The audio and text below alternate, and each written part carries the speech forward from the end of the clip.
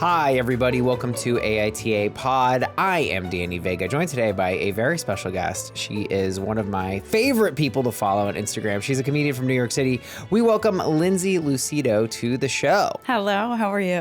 I'm good. I feel like we've been having a pretty good time bantering pre-episode. You have called me an asshole 3 times, but it felt pretty lighthearted. I don't feel like I'm in legit trouble. Sure, we'll go with that. We'll go with that? We'll go with that. Yeah. Well, I rushed you. I was confused about the time, so I thought we had an hour, but we have 2 hours. Oh, and then you didn't tell me it was being on video, so it was videoed. So I did not prepare myself. A very small percentage of people watch it on YouTube, so most people won't see it. Good. But hey, whatever. Whatever. We met a couple years ago. Mm-hmm. We met at a park, and I learned at the park from a friend that you're a virgin, which is crazy. Yeah, I think it's uncommon. I think that I think it came up because we were trying to figure out who I should have sex with. I think that's like what it was. Yeah. Oh, yes. Right. Mm-hmm. They had someone in mind, and they were like, we think that this would be a good person for Lindsay to just like have sex with for fun. What do you think? And I think you were like, I recommended a friend. Now I remember. Yeah, I recommended a friend, and he wasn't into it. He didn't want to do that. He's not that kind of guy, I guess. Oh, I don't. It wasn't about you. He was just like, no. Well, this is the first I'm hearing about this. Yeah. I didn't know that this was actually talked about beyond the park. I thought it was real. Maybe I misinterpreted that it was kind of a bit. That's the first I'm hearing about it. I thought it was just a bit. It was just a bit. But maybe. Hey, look, nothing happened. But wait, okay, so you were telling me, though, that people try to relate with you on this. Like, some guy recently was like, oh, you're a virgin. I have a lot of guy friends that are virgins. But you were saying it's not really the same thing. Yeah. I mean, I get called, like, when I talk about this, I get called, like, an incel, which is not, it's not the case. Like, I've been offered, okay? I can have sex if I want. It's never, like, aligned with, like, someone I've liked who's also liked me. Yeah. It's always, or it's like someone I like, but I'm not like comfortable with them yet. And on Hinge, are you putting like looking for a long-term relationship or? No. I don't even know. I actually matched with someone who is in LA, and I was like, oh, I'm only here for a week. And he's like, oh, so you're looking for a fling? And I was like, I don't know what I'm looking for. Yeah. I have no idea. Well, have you made out with a guy? Ever? Yeah. Yeah. Yes. Yeah. I'm sorry. I've done I'm just trying to fill you out. Okay. I've done sexual things. You just haven't done coitus. I haven't done the heteronormative. Yeah. Okay. Definition of sex. Okay. I've done things. Sure. Okay. Great. But so you're in no rush about it. It sounds like that sounds healthy to me. I don't know. I have mixed feelings about it. Like, I don't want to just do it to get it over with, but I'm also like, okay, but like, I'm not getting any younger. It's like, the older I get, I think the harder it's going to be for me to like lose my virginity, because like nobody's going to hire you, if you're not experienced. But okay. But on the other hand, how are you going to get experience if nobody's hiring you? Right. Yeah. So I'm like putting feelers out for a sexual internship. That's kind of That's fun. idea. I like that. That's funny. Excuse me. Can't really say that's fun to a comedian's bit. It's kind of rude. It's kind of like pretty good. Yeah. Let me say this. Do not tell people something is pretty good. This is a neg. Just say it's good. Say it's pretty, not pretty good. Right? Yeah. I think I had someone tell me my set was pretty good recently. Yeah. And I was like, you could just say you hated it. Yeah, exactly. I don't know why. I guess pretty, is it pretty anything? Pretty is definitely like the qualifier that like. Yeah, no, this restaurant is pretty nice. Yeah, it's shitting on it. I don't know why it works that way, but that's how it works. Anyway, speaking of pretty, you have a TikTok bit that absolutely murders me, and it's gotten me over and over, even though I know about it. And yeah, can you explain the bit, because you'll do a better job than me? Yeah, it started on TikTok. I was struggling with the algorithm. I was just feeling like my videos weren't getting seen. I mean, granted, I did have some videos do well, but for the most part, I felt like the videos that were doing well were like the hot women just like going like, and I was like annoyed with that. So I was like, it would be so funny if like I got my really hot friends to do my videos for me. Yeah. So I just like started this series where I just like talk and have my hot friends like lip sync over me. Yeah. And yeah, the first several. One of them has almost 1 million likes. Like, oh my on God, TikTok. that's a banger. Yeah, they were really it's like kind of decreased a little bit, but you know, for a while people were like, whoa, I'm going to try this. I had a couple people try it, like also with their friends. So the bit is that this beautiful woman is saying your words. Yeah. And the words are like a joke? I've had different things. Sometimes it's like just me explaining what I'm doing. Like, I'm tired of like not getting views, so here's like my hot friend. So that you guys, and then like, at the end of the video, though, we see that the hot girl fades away. Sometimes. Yeah, I don't always put it over to me.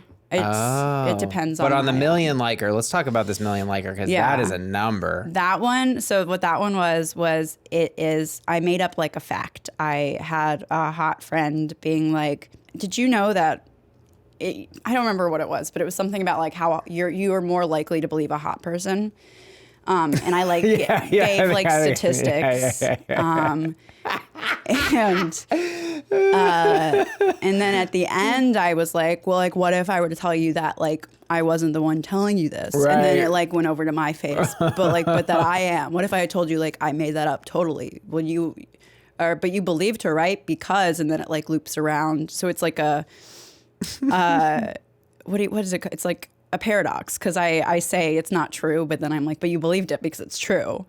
So that one did really well on TikTok. So I'm like kind of nervous here, because I've gotten in trouble on this podcast for things I say about women and attractiveness. But I was a little, you kind of, your brand is kind of that you're not conventionally attractive. Is that fair to say? I suppose, yeah. And I expressed to you that I think you're not. I think you're cute. I mean, it's like, I don't feel like it's not a scam. I get it. Well, you also are making a good point, which is that you don't do your hair or wear makeup and other things. Yeah, generally.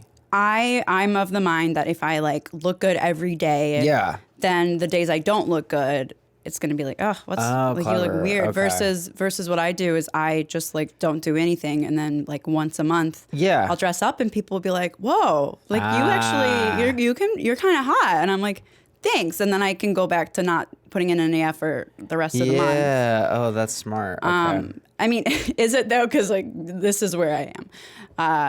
Well, this is my house, no, so I'm okay with it. But it's not necessarily great. Finally, we got an asshole ding on you. That's not what I meant. Baby. I meant the age and not having sex. That's what I meant by here we are. You were telling me this really interesting thing. I was like, yeah, we need to do some stuff you can bring empathy to. And you're like, oh, yeah. Oh, it was also like in a cult? Yeah. Casual cult drop.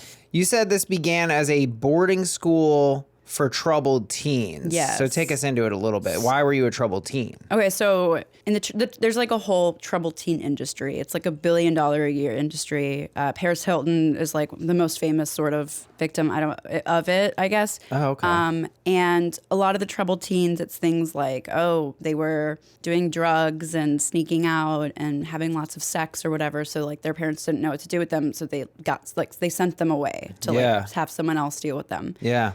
And for me, my like troubledness was really just like, I'm really sad, and like I don't have a lot of friends, and like I have OCD, so I didn't fit in at that place necessarily. It was like a boarding school. It was called a therapeutic boarding school, but doesn't sound that bad.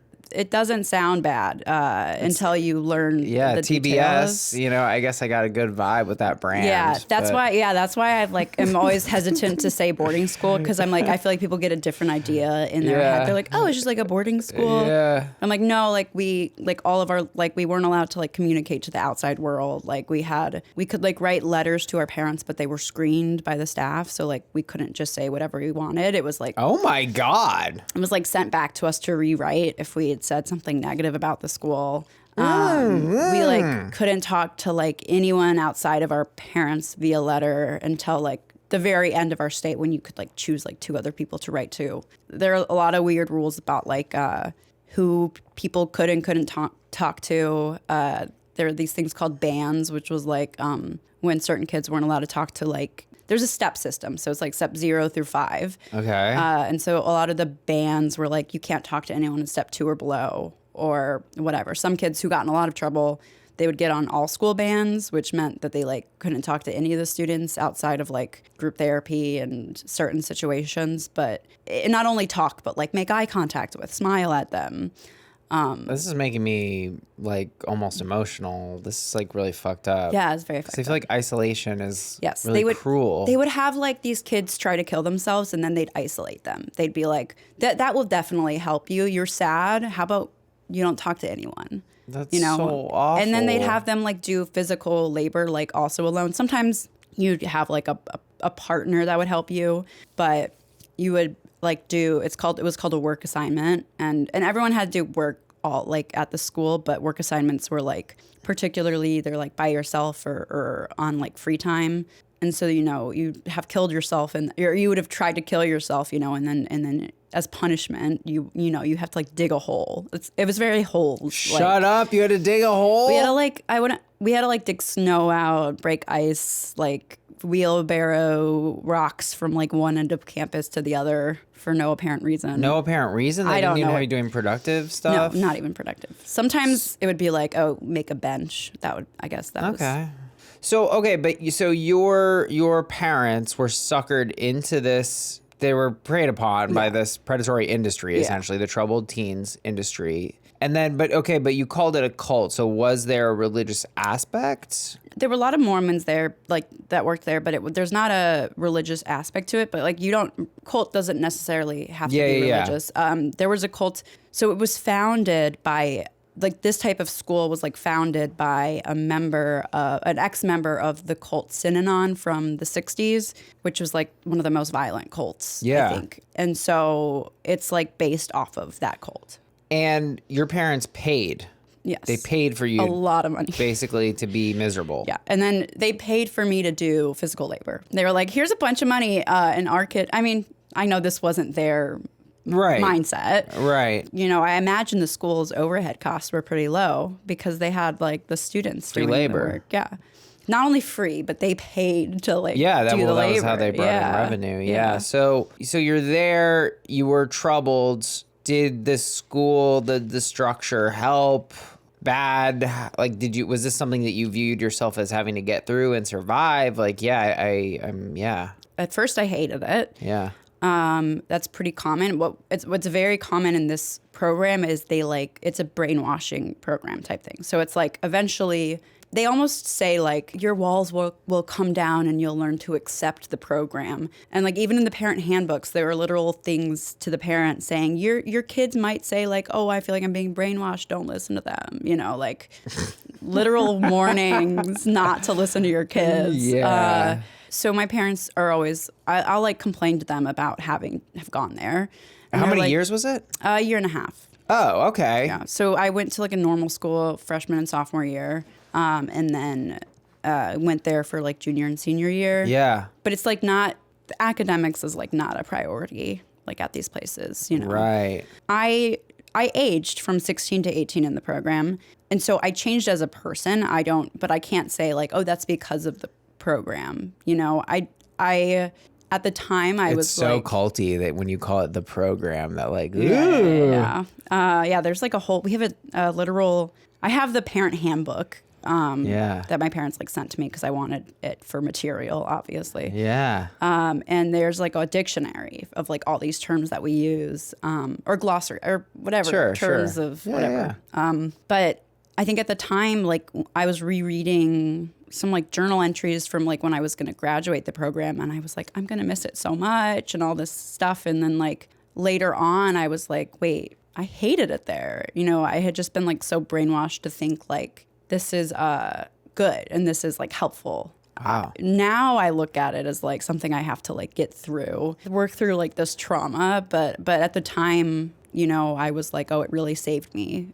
Yeah. Did you and your parents level out about this? Like, did you say, like, do you resent them? Did they say sorry? How did that play out? yes and no. Like I've expressed my feelings about it. They sort of are like, we understand that was like maybe not the best place for you, but like we didn't know what else to do with you, like, you know, which I respect. And they're also victims of the industry. It's like a big, when you have like a troubled teen, you know, you see an educational consultant. That's like kind of what and the educational consultants tell you like where they think you need to send your kids, and they get like a kickback from the programs that they refer kids to. Right. And so can we pull it up right now, the website of this place? Of the school I went to? Yeah. It doesn't exist anymore. Oh, okay. Well, that's a good sign. But there are like so many of the programs out there. Like you can look up, they're called like the WWASP schools. Oh my God. I put in WWASP and the top link is WWASP survivors. Yeah.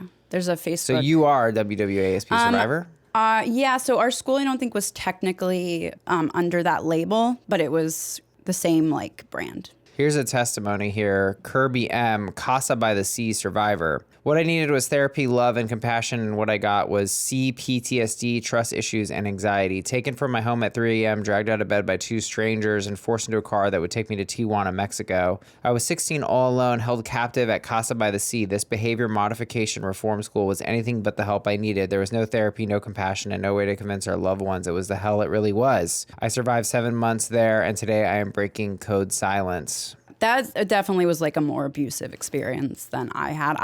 A lot of my friends were like taken in the middle of the night. I was told I was getting sent away because I was a very obedient child. Yeah. So I just like, you know, did what I was told. But a lot of my friends were like taken in the middle of the night type of thing. Well, I mean, it seems core to the structure of these things that you can't transparently communicate with your parents to be like, this is what they're doing to me. Did you think that this is what they're doing? Right. That should be illegal. Yeah. That should be illegal. Yeah. You should be able to tell your parents whatever you want. Yeah, and we had like the phone calls were monitored and very infrequent. And oh my God. So we weren't like allowed to just talk to our parents without a staff. So they would just cut you if you started to say anything. That's so terrifying.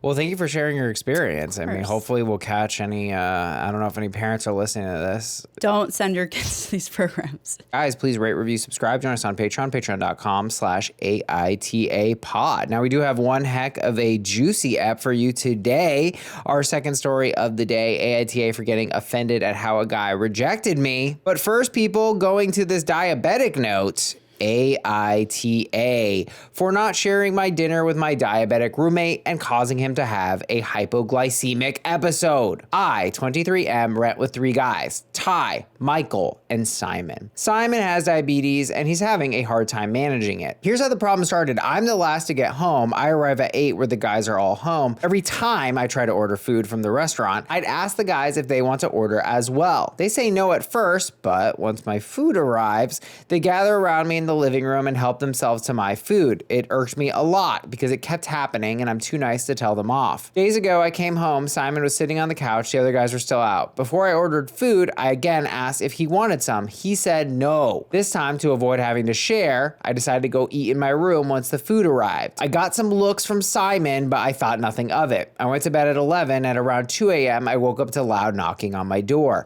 I then opened the door and Ty yelled saying that Simon just had a hypoglycemic episode and Michael drove him to the hospital after. I refused to share my dinner with him earlier. From what I understand, he didn't eat for hours and was counting on eating dinner with me, but I took the food to my room, so he didn't get any. Ty and I started arguing after he called me selfish, a selfish fuck, for hiding, withholding the food and letting Simon go through this knowing he's diabetic and can't stay without food for long periods.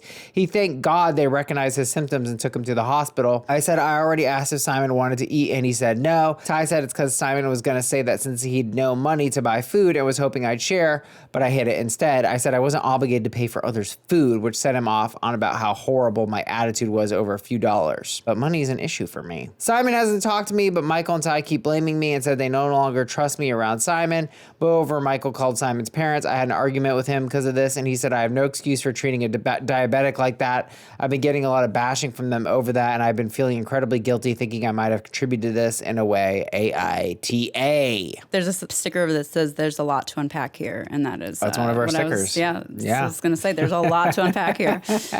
Listen, as a diabetic, you're responsible for yourself. I'm sorry. Like, there are times when, like, I don't have food with me, but you also have to ask. You can't just, like, assume someone's going to understand your, like, passive-aggressive like, signals or whatever. Right. I don't know. This kid didn't have any food anywhere, you know? Like, what the only option was his roommate's dinner, who he also said he didn't want. Yeah. Like, he said he didn't want it. What more do you want? Do you want it written in blood? I mean, he said he didn't want it. Yeah. So he didn't get it. I'm curious. I mean, this seems like such a logistical thing. Have you been in a situation where you didn't have any food, and what did you do? I've been fortunate enough to like go up to people I know or something and be like, do you have anything like sugary? And, you know, also like when you're low, you don't really want like a burrito. Like that's not like really how that works. If you're low, you have like something sugary. Although I guess like a cookie, you want something that's like straight sugar. If it has like protein and fat in it, then that can like slow down it's like the absorption of the sugar into your system. But I guess if it was more of a preventative thing about like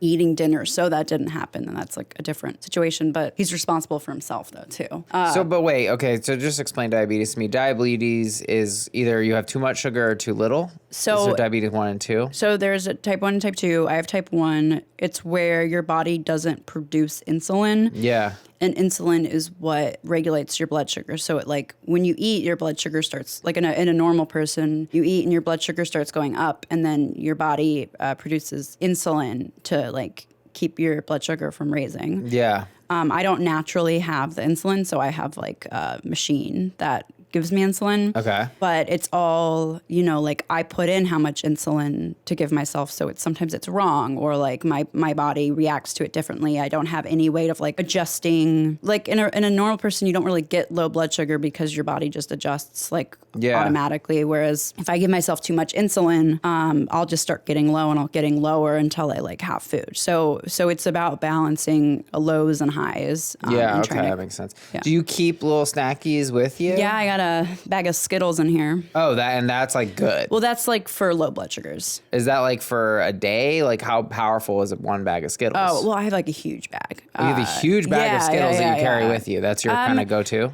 I just buy whatever's on sale. Not picky. No. So if you're feeling low blood sugar, you throwing down like 10 Skittles, 30 Skittles? What are we talking about here? So actually I think a Skittle each has about like 1 gram of carbs. And if I'm like pretty low, I'd say like 10 to 15 carbs is what I want. Yeah. So like, 10 to 15 Skittles, I guess. Wow. You know, I mean, ideally you would never have to have them ever. And you would just be able to like have a... But sometimes you like miss it a little bit. I mean, look, I'm so happy I don't have to deal with this. This sounds like a huge headache, and I eat a lot of burritos, so it was actually kind of offensive to me. Was this triggering? Yeah, it was a little bit triggering. I was like, you could have used another example, and not my second favorite Mexican food, which, as you guys know, enchiladas is my number one. That said, burrito enchilada style, I would argue, is a subtype of enchilada and a subtype of burrito, which is known as the burrito enchilada paradox. But we're not going to go into that today.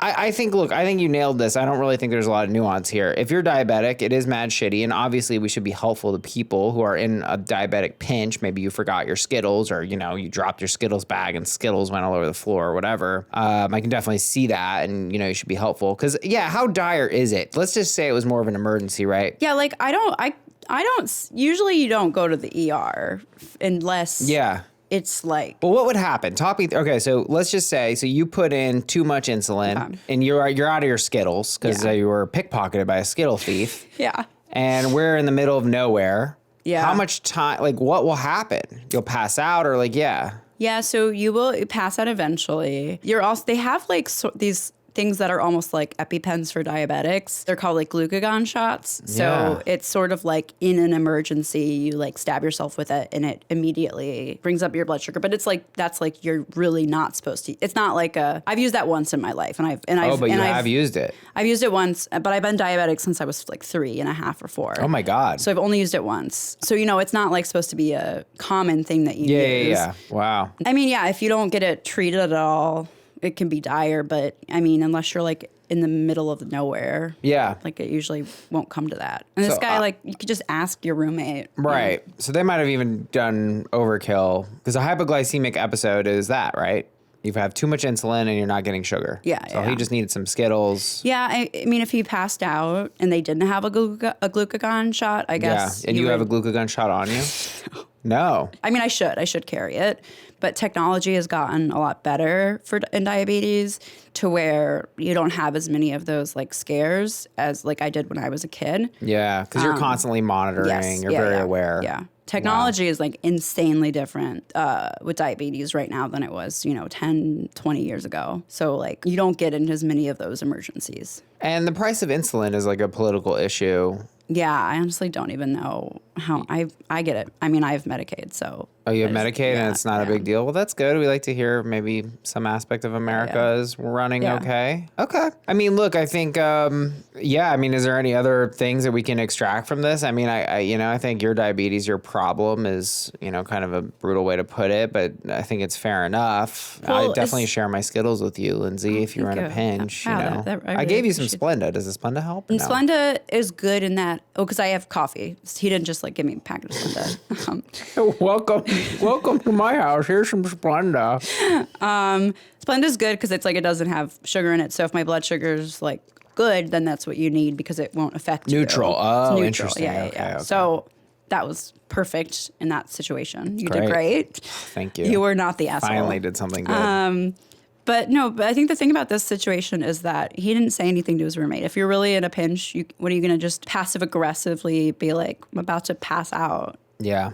Do you not get this? Like, yeah. AITA for not sharing my dinner, my diabetic roommate, causing him to have a hypoglycemic ep. We agree. Not the asshole, and he is, or maybe they are, for always stealing the food. Guys, please rate, review, and subscribe. Join us on Patreon, patreon.com/AITA pod. Over 130 bonus episodes. Discord, the community is popping off. You can do a call-in show. You can do guest episodes. Join us on Patreon, please. All right, I'm super excited for this one, Lindsay. It's AITA for getting offended at how a guy rejected me. I've worked at a restaurant for a while, and there's this one guy that usually comes. Classic already. You know who this guy is.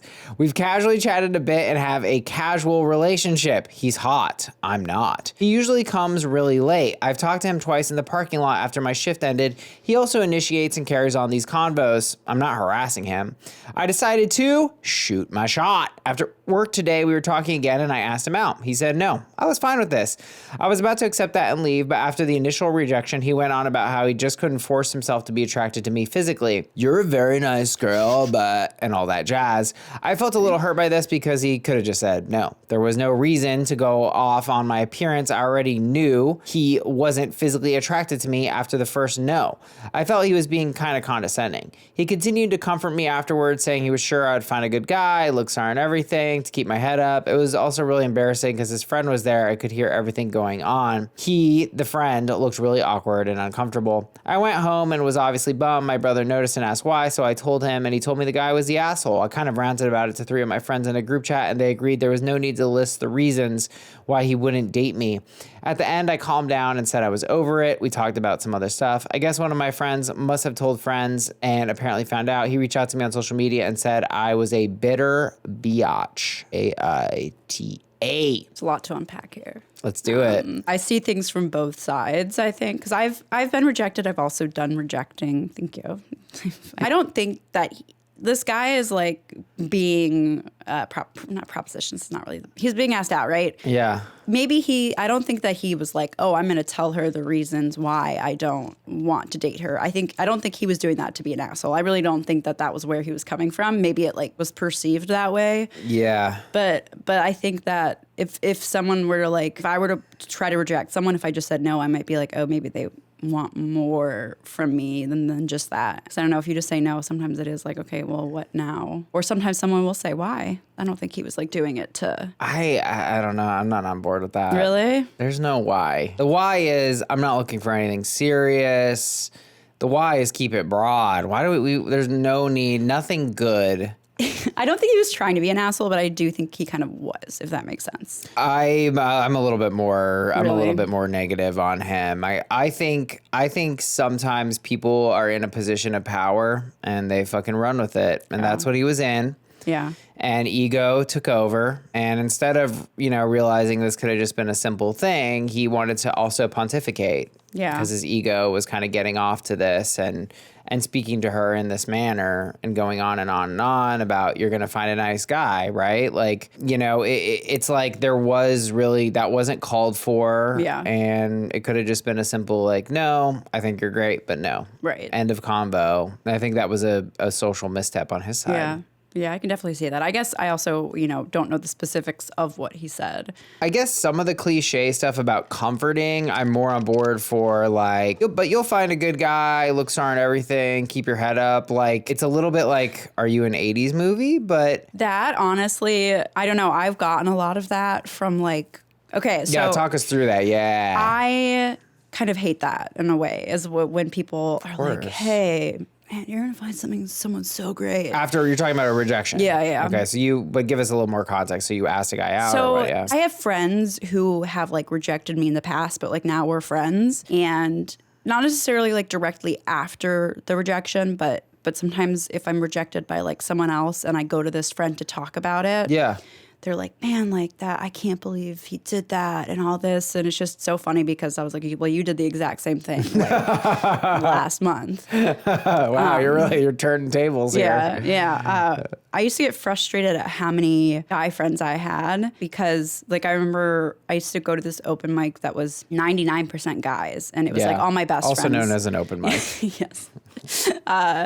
And I remember literally 5 of them at different points in the night were like, I just love you so much. And like, I respect you. And I remember at the end of the night almost crying because I was like, just someone just like not respect me. Just someone just make out with me. Like someone, I don't want you to love me and respect me. I just was kind of like tired of that, like compulsory, like, you're such a great girl. Yeah. It feels very fake. You wanted to feel attractive. Yeah. Sexy. Yeah.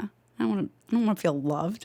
Yeah. What? Yeah. I can understand that. So, but you've gotten this thing from guys of like this comforting mode of communication. It's not. I'm trying to find the words exactly, but I do feel in general the key to being a good comforter is really just listening and saying super basic stuff. Yeah. It's not offering advice or anything. It's just being like, I feel you. That's unfortunate. I'm here for you. Right. That's it. It could be anything. It could be a death. Could be a rejection. Could be anything. It's just like, shut the fuck up. Let them talk, and that's it. Let them have their thing. Yeah. And it's like, I think sometimes people let that ride. And it's like this guy, I think, felt that impulse. He was in this position of power. I mean, just flattering for someone to ask you out.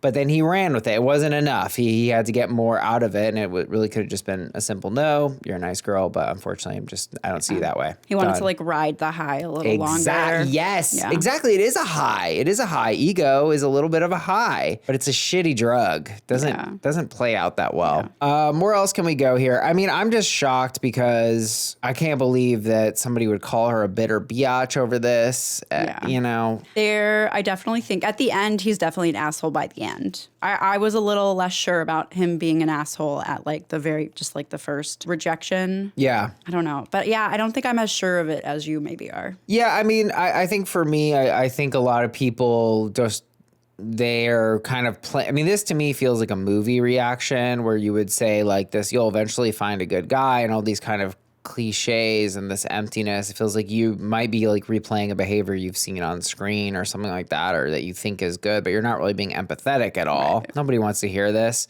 I also was thinking of the gender side of this, which is that guys we get rejected a lot. It's part of the game. You just gotta get used to it, I mean, I'm curious, like on these apps, are you getting hit up a lot? Like I feel like all women on the apps are getting a lot of fucking incoming messages. I mean, it's like, it goes both ways to where like I'll ghost someone on an app, they ghost me. But how many messages would you say you're coming in, likes a week would you say you get? I'm not on it enough. Oh, you're not on it, okay. Like I am on them, but it depends on my mood, how lonely I am, you know? Yeah. And also I think I primarily use Bumble, which is like, Bumble. I don't really get Bumble. Yeah, I will say that Bumble, I mean, it's probably because the woman has to to like initiate that. I don't get as many responses back because I think a lot of guys, you know, they just like swipe without thinking. Yeah, I mean, look, I think everyone should take some grace. We're all playing the game, you know. We're all playing these games. I think everybody should be graceful about rejecting. And like, you know, my co-host gave me a great thing, which is like there's this impulse at the end of a date to be like, well, I'll see you soon. And it's like, say it if you mean it, but don't say it if you don't. Right. And I don't. And it is kind of a cringy moment, but like, it's just always better to be straightforward with these things. And I don't know, but that doesn't mean you need to go in on someone. Top comment, NTA, he was insensitive for listing the reasons why he's not attracted to you. And it's understandable for you to be upset. He shouldn't have contacted you and called you a B. I mean, he really crossed the line there. AITA for getting offended at how a guy rejected me. I think we agree completely. NTA, and he is. Wait, what is not the asshole? Oh, okay. I don't know how Lindsay's these still picking up on how the podcast works. Guys, rate, review, subscribe. Please join us on Patreon, patreon.com/AITA pod. Over 130 bonus episodes. Wonderful community in the Discord. You could do a call-in show. You could be a guest just here like Lindsay. Maybe you can come to my studio if you're in LA. All right, people, we're going to wrap things up here on an OCD note. You have OCD. Mm-hmm. Wow. I do. Got a lot of problems. What is the most specific OCD thing that you do? Now it's a lot more mental than it used to be. Like as a kid, it had to be even, like my right and my left side. Everything I touched on my right side, like I had to do the same on my left side. Yeah. I mean, it is a lot better than it used to be. So, okay, but you're telling now it's just mental. It's more mental. I mean, they're like, I do occasionally like, oh, if I touch something with my right side, I want to even it out. Yeah. But that used to like consume me, and that doesn't consume me anymore. So it's a lot more just like, the mental, like, what if I actually am a horrible person? What if I did this and I don't remember doing it? Oh, I don't know. I regret having heard that. No, what if I did it and forgot it? Like, I have a joke about, like, you've seen the news and you're like, oh, wow, that tragedy happened there. What and if you're like, I did that and forgot? Is that me? Did I murder someone the other night? Yeah, and it's like, I don't think I was on a plane. I think I've been in like LA, but maybe I flew to Switzerland and I don't remember. Yeah, in a fugue. Have you ever heard of the fugue states? Yeah. People go live a different life for a couple years. Whew, that's a wild ride. All right, people, we're going to wrap things up. AITA for telling my OCD friend to quote unquote get over it. I have a friend who has OCD. When out in public, she never forces anyone to follow her rules, but her house is another story. When I go over, I always see rule pages all over, specifically on every door leading into another room. These rules are in places to prevent her from having an quote-unquote OCD attack. She says they're not just for others to follow, but just as a reminder to herself. These rules are like, don't sit down anywhere without telling where. Wash your hands after coming inside. Wash your hands after eating before touching anything. Don't sit down anywhere without permission. It's really annoying. Of course, I always forget about rule pages. I'm used to them there. I pay no mind. Because of this, I had forgotten some of the rules and sat down on the couch, which had her clean laundry on it, so I just moved it to the side while she was in the bathroom. Needless to say, she was panicked when she saw. Apparently, she didn't know if my hands were safe or not, and since I had moved her laundry, it is now quote-unquote infected and quote-unquote unsafe, which gave her a total breakdown. She started crying, asked me why I would do such a horrible thing. I find her behavior ridiculous, overdramatic, so I tell her to just get over it. That pissed her off even more. She told me to please leave, and I was an asshole because she can't help it. Her calling me an asshole made me post this here. Am I the asshole? I think when you're in someone's space, you're kind of agreeing to the terms that they've set up, as ridiculous as they are. If you don't want to follow them, I'd say don't go over to that person's house. I do think someone shouldn't be required to follow your rules. You have like a mental illness. Like, it's not logical, but then also like this friend knew going in to the situation that was kind of like the social contract. Yeah. I'm not going to label it right now as like one of them is or is not an asshole. I guess my impulse, I mean, obviously it'd be easy to just be like, oh, P's an asshole. They're not respecting them. So, and I obviously think there's validity to that. But I guess my thought is, should a person who is OCD in this way really try to maybe not put themselves in this situation? Because like, who could even track all these rules, you know? Right. Well, I'm pretty sure I would forget. It's not like your OCD is like not someone else's responsibility. Yeah. So in a way, I think they're both wrong, but they're also both right. Yeah. I know a lot of people say like not to indulge in someone's OCD. Like if you text your roommate or something and you're like, hey, can you make sure I did this or this or this? And a lot of people will say like that's indulging in someone's OCD. Oh, to interesting. Just like do it, but to not so you would almost say don't comply. Well, no, okay. I think that there's like I'd say some people say don't do that at all. all, you know, like just don't give into it and say, no, I'm not going to do that for you. Then other people will be like, just do it. I think that there's a happy medium. I think that also it's like you're not a therapist. You know, you don't have training to be like, okay, let's work through this. I touched your laundry and like. No, it sounds tough. I mean, if you were in a relationship with someone, it sounds like your OCD has become pretty mild. Yeah, Is that fair to say? Yeah. But that it's a tough thing to balance because, you know, if it's indulged too much, then it can kind of ramp up, and then, you know, you're going to drive that other person to the edge, right? Like if I'm checking every day on if you left the oven on. Right. And it indulges it, and then they instead of like working on getting over that like fear, they'll probably just like get new fears. Yeah. Well, but if you're a roommate, though, like I like that situation. Yeah. Because I think I honestly, by the way, you didn't leave the oven on. You didn't leave it on. Person who's wondering it, you didn't leave it on. Trust me, you wouldn't do that. You didn't do it. Sometimes you do. Really? I've done it twice, actually. I left the oven on because... I've had my roommates. The stove top. That's what I'm saying. Yeah. You didn't leave the stove on. I feel very confident that you didn't. Person who's wondering, I feel pretty good about that. You might not if my roommate does occasionally. I've left the oven on twice, and nothing bad happened, but, you know, not something you should do. Anyway, now we're freaking everyone out. No, you guys are fine. Let's come at you. You left the door locked. You did not leave the oven on, okay? You didn't. Stop worrying. Keep driving. Keep going where you're going. If I have a roommate, okay, that's OCD, or whatever, maybe they're not. Maybe they're just like vaguely on the spectrum. Do you think it's pretty reasonable to lay the boundary out? Like, I ain't gonna go check your shit. I'm not gonna do that. Yeah. But to express something positive or caring in that same message. So not just to be like, no, I'm not gonna do that. Yeah, I think that's fair. That might be really hard for the person who's like having the anxiety, but at the same time, that's like not the roommate's responsibility. Yeah. And you're saying really that playing into this is probably not going to solve the problem. It will just lead to new problems. Right. Now that sort of anxiety has been assured, something new will kind of emerge. But then also like this situation is also different though, because it is someone visiting someone else's space, and it is someone coming in kind of agreeing to these rules, you know? I know, and I'm with you there, right? Like every time you came in here to my utterly chaotic space and you were like, is it okay if I sit here? And like, that's very normal just because, yeah, that's how going to someone's place works. Like you don't just do whatever you want. That's why we have the classic phrase, make yourself at home, which by the way, I don't think is too literal. I'm warning anyone who takes that too literally. Yeah. You know, you shouldn't take your clothes off immediately, et cetera, et cetera. I learned that the hard way today. Yeah. I said, Lindsay, please put your clothes back on. I didn't really mean it like that.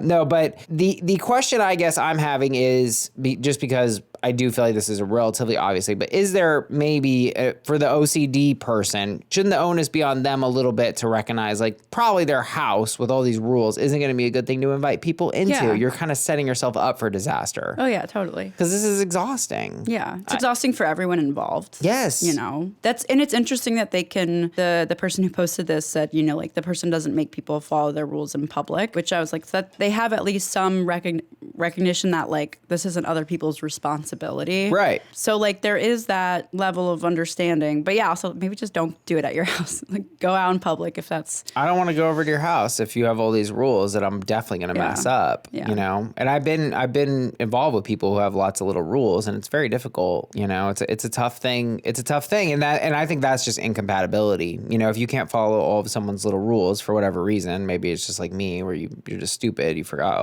you know, you're not supposed to talk about that particular thing. Top comment, Queen Moogle writes, YTA, I guarantee you she would love to just get over it if she could. Living with OCD is hell and people like you make it even worse. I do agree that like something like get over it is an asshole thing to say. Not helpful at all. It's not something that she can just get over. Assuming she's in therapy and working on it, you know, I guess it's different if it's like someone who's never even tried to get better. Yeah. You know? I guess an angle I've been chewing on, just like, I don't hear people doing it too much, but it does come up sometimes of just like using mental illness as an excuse for things. Is that something that you've run into? I think a lot of people use it as an excuse to be an asshole, honestly. Yeah. Like that's, I don't know if like, I've heard it much with like OCD or specific, but I hear it a lot with just like, no, I'm like this way because of this. That might be your reasoning, but it's not like an excuse. You still have to figure that out. Still to be a good person. Yeah. Well, this has been really great. I think we do agree. AITA for telling my OCD friend to get over it. We are saying YTA. That's a really mean thing to say. Yeah. And they did enter the house knowing that those are the rules. I think both of these people could learn from this, and I think you really should only invite like your best friend ever who's willing to play by the rules, or whatever, your romantic partner. Yeah. Probably no one to your house. Maybe just have an OCD house and then have someone else's house that you go to. Or you could, that would be a great idea. This is like the best justification for owning two houses that I've ever heard. You have an OCD house and then OCD a public house and a normal, a public house, right? Lindsay, this has been so much fun. I really enjoy your Instagrams, or you told me they're just reposted TikToks, but whatever. Look, whatever channel you reach me on, I'm enjoying it, and you've been a very great guest. Thank you for sharing your experiences. Thank you for having me. My pleasure. Lovely. Do you want to tell these people where they can find you? We'll put it in the description as well. Yeah, I'm on most social media. My handle is always just my name, which is Lindsay Lucido, which is LINDSAY. Or you're gonna put it in the but Lindsay with an A, Lucido, LUCIDO. Yeah. So there we go. It's just my name. Well, Lindsay, you're a gem and a half. Thanks for coming on the show. Thank you so much. We'll see you guys next time. Bye. Bye.